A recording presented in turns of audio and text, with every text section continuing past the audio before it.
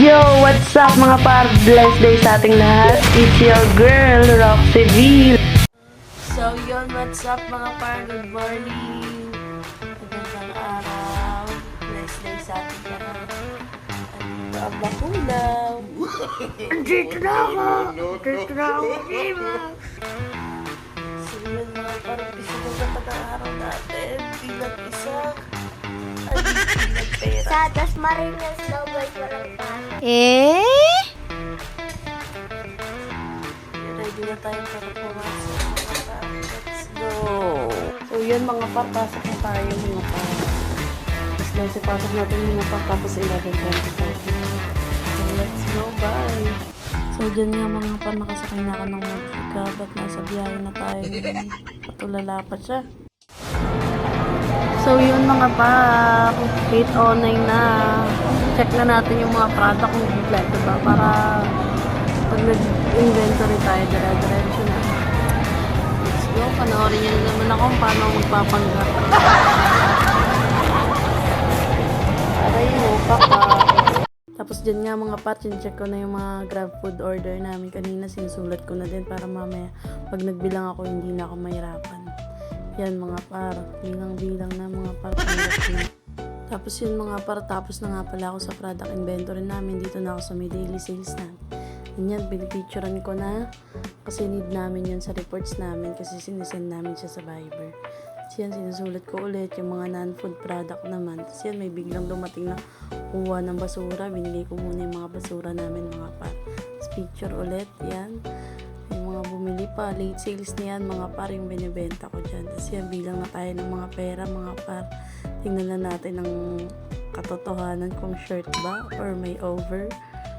Let's go mga par, yan. Inayos ko muna yung mga online banking paper namin.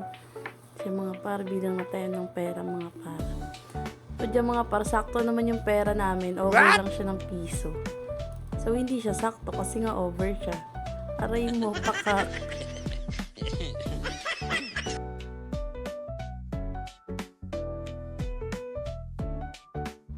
Diyan nga mga par, sasarado ko na yung kiosk, lalagyan ko na ng net. Yan nga mga par, sarado na natin yung kiosk namin mga par.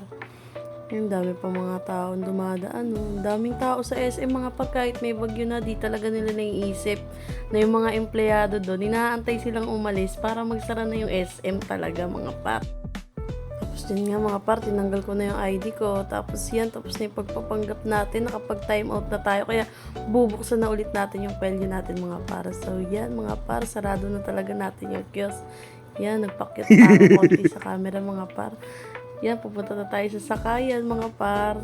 Tapos na yung pagpapanggap natin ngayong araw mga par. Yung paganda pa siya, di ba mga par? Ako lang ata yung empleyadong pumasok na maganda, uuwing maganda. Try mo, paka. Tapos ayun mga par, habang nagtatrabaho ako ngayon sa Sarah's Bakehouse, papaisip talaga ako, basta ini-enjoy mo talaga yung ginagawa mo, hindi mo mararamdaman yung pagod mga par. Ako araw-araw akong mahigit 1 taon na ako mga par sa trabaho ko ngayon. Wala. Nung una nakakasawa, pero habang tumatagal, ini-enjoy ko na lang. Tapos yun, hindi ko nararamdaman yung pagod kasi nga nag-i-enjoy ako sa ginagawa ko.